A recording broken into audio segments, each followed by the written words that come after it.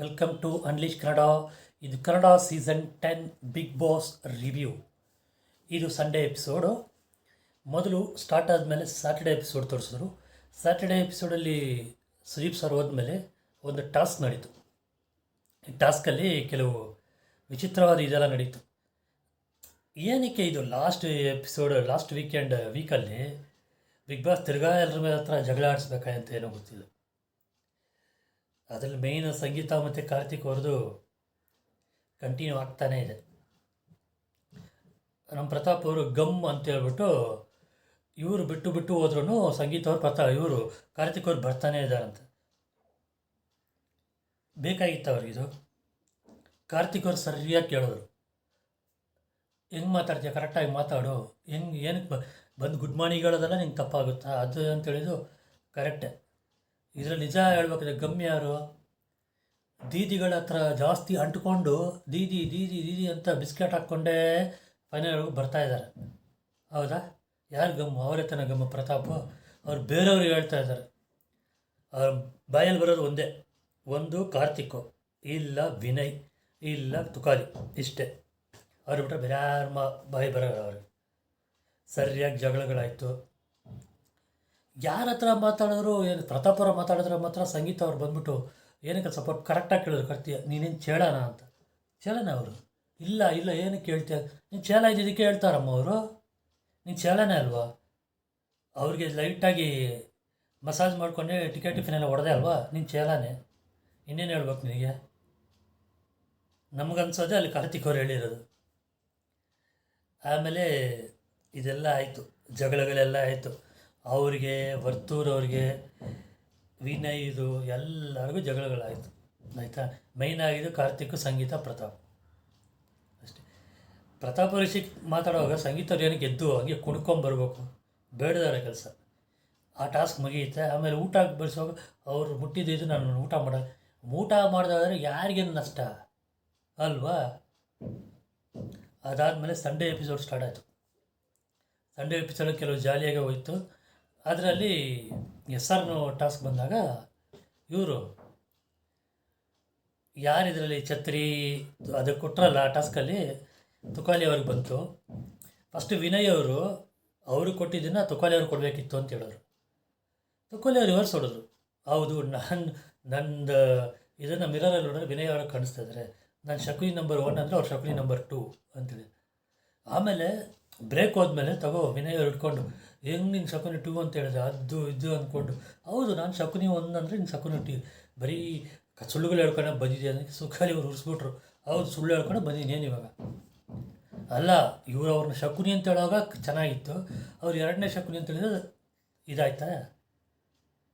ಇದು ಹೆಂಗಿದು? ವಿನಯ್ ಅವ್ರ ಮೇಲೆ ನನಗೆ ಒಳ್ಳೆ ಅಭಿಪ್ರಾಯ ಇದೆ, ಅದು ಬೇರೆ ವಿಷಯ. ಈ ವಿಷಯದಲ್ಲಿ ಅಂದರೆ ನಾನು ಇವ್ರ ಸೈಡೇ ತೊಗೊಳ್ಳೋದು, ತುಕಾಲಿ ಸಂತೋಷ್ ಅವ್ರ ಸೈಡೇ ತೊಗೊಳ್ಳೋದು.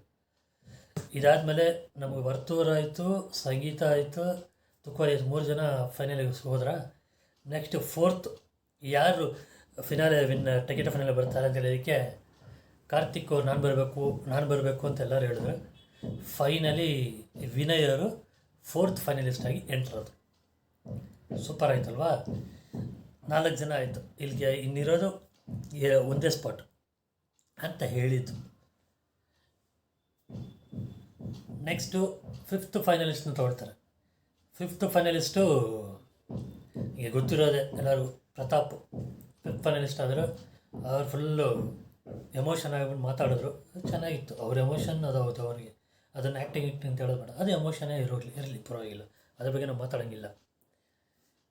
ಇನ್ನೊಂದು ಫೈನಲಿಸ್ಟ್ ಕಳಿಸ್ತೀನಿ 6th ಅಂತ ಹೇಳಿದ್ರು. ಇದು ಏನಪ್ಪ ಈ ಬಿಗ್ ಬಾಸಲ್ಲಿ ಎಲ್ಲ ವೆರೈಟಿ ಆಗಿದೆ. ಅದಕ್ಕೆ ನಾನು ಸೇಫ್ ಆಗೋರ ಹೆಸರು ತೊಗೊಳ್ತೀನಿ, ಎಲಿಮಿನೇಟ್ ಆಗೋರ ಹೆಸರು ತೊಗೊಳ್ಳಲ್ಲ ಅಂತ ಹೇಳಿದ್ರು.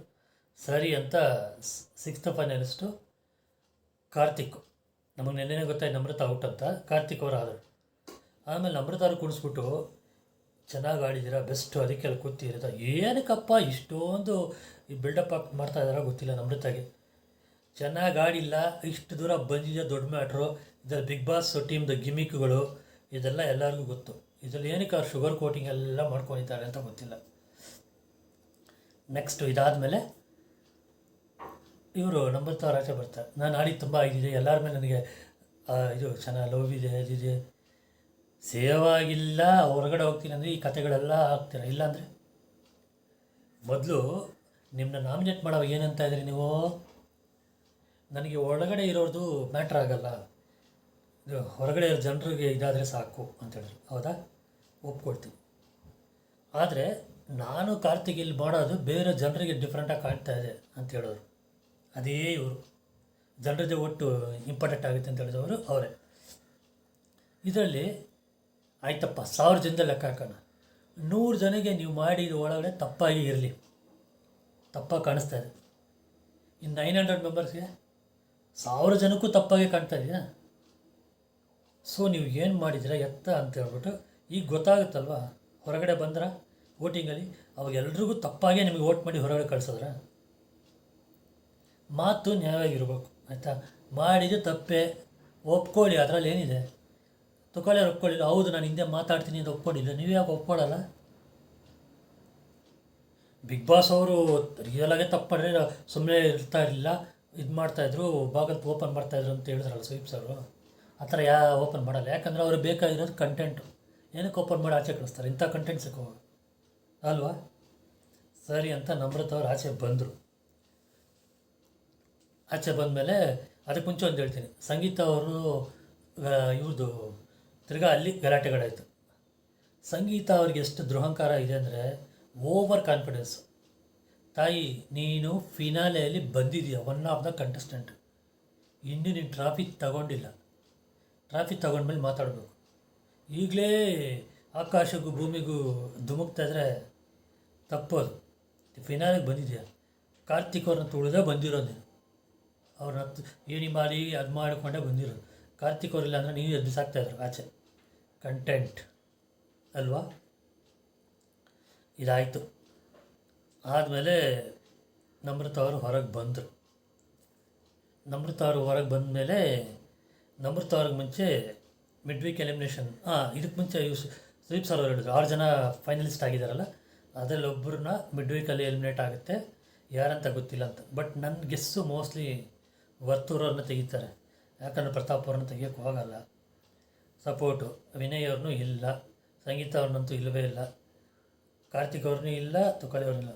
ವರ್ತೂರು ಅಂತ ನನಗನ್ಸುತ್ತೆ, ನೋಡಬೇಕು ಏನಂತ. ಇದಾದಮೇಲೆ ಇದು ಹೊರಗಡೆ ಬರ್ತಾರೆ. ಅವ್ರನ್ನ ಕರೆದು ಮಾತಾಡ್ಸೋಕೆ ಮುಂಚೆ ಮಿಡ್ ವೀಕಲ್ಲಿ ಎಲಿಮಿನೇಷನ್ ಆಗಿದ್ರಲ್ಲ, ತನಿಷ್ ಅವ್ರನ್ನ ಕರೆದು ಮಾತಾಡ್ಸೋರು. ತನಿಷ್ ಅವ್ರನ್ನ ಬಂದು ಕರೆದ್ರು, ಅವರಿಗೆ ಎ ವಿ ಎಲ್ಲ ಹಾಕಿದ್ರು, ತುಂಬ ಚೆನ್ನಾಗಿತ್ತು. ಆ ಎ ವಿ ನೋಡಿ ನನಗೊಂದು ಅರ್ಥ ಆಯಿತು, ಎಲ್ಲದರಲ್ಲೂ ಆಡಿದ್ದಾರೆ ಅವರು. ಜಗಳ ಮಾಡಿದ್ದಾರೆ, ಇರಿಟೇಟ್ ಮಾಡಿದ್ದಾರೆ, ಅಳ್ತಿದ್ದಾರೆ, ನಕ್ಕಿದ್ದಾರೆ, ಎಂಟರ್ಟೈನ್ ಮಾಡಿ ಎಲ್ಲ ಮಾಡಿದ್ದಾರೆ. ನಮ್ರತ ಅನ್ಕೊಂಡ್ರೆ ಬ್ಯಾ. ಅದಕ್ಕೆ ಇವರು ನಮ್ರತ ಮುಂಚೆ ಅವ್ರು ಹೋಗಿದ್ದು ಸೂಪರ್ ಅಲ್ವಾ? ನಮಗೆ ಗೊತ್ತು ಏನಂತ. ನಮ್ರತ ಅವ್ರಿಗೆ ಆ ಲೆವೆಲ್ಗೆ ಇಟ್ಬಿಟ್ಟು ಇವ್ರನ್ನ ತೆಗೆದುಬಿಟ್ರು. ಆಮೇಲೆ ಬಂದು ತನಿಷ್ ಅವರು ಚೆನ್ನಾಗಿ ಮಾತಾಡಿದ್ರು. ಈ ಥರ ನನಗೆ ಒಳ್ಳೆ ಪಾಸಿಟಿವ್ನೆಸ್ ಸಿಕ್ಕಿದೆ. ಈ ಥರ ಮಿಡ್ ವೀಕಲ್ಲಿ ಎಲಿಮಿನೇಟ್ ಆಗಿದ್ರೂ ಚೆನ್ನಾಗೇ ಮಾತಾಡಿದ್ರು, ಪಾಸಿಟಿವ್ ಆಗಿ ಇದಾಗಿದೆ ಅಂತೇಳಿ ಚೆನ್ನಾಗಿತ್ತು. ನಮ್ರತ ಅವ್ರು ತೋರಿಸಿಲ್ಲ, ಮೋಸ್ಟ್ಲಿ ಫಿನಾಲೆಯಲ್ಲಿ ತೋರಿಸ್ತಾರೆ. ಅವ್ರಿಗೆ ಸ್ಪೆಷಲ್ ಅಲ್ವಾ, ಅದಕ್ಕೆ ಫಿನಾಲೆಯಲ್ಲಿ ತೋರಿಸ್ತಾರೆ. ನೋಡಬೇಕು ಫಿನಾಲೆ ವೀಕಲ್ಲಿ ಯಾರು ವಿನ್ ಆಗ್ತಾರೆ, ಮಿಡ್ ವೀಕಲ್ಲಿ ಯಾರು ಎಲಿಮಿನೇಟ್ ಆಗ್ತಾರೆ ಅಂತ ನೋಡಬೇಕು. ಇಷ್ಟೇ ಎಪಿಸೋಡ್ ಮುಗೀತು, ನೋಡೋಣ ಫಿನಾಲೆಯಲ್ಲಿ ಮೀಟ್ ಮಾಡೋಣ. ನಿಮಗೆ ವಿಡಿಯೋ ಲೈಕ್ ಆಗಿದ್ದರೆ ದಯವಿಟ್ಟು ಶೇರ್ ಮಾಡಿ, ಸಬ್ಸ್ಕ್ರೈಬ್ ಮಾಡಿ ಯಾರು ಸಬ್ಸ್ಕ್ರೈಬ್ ಆಗಿಲ್ವೋ.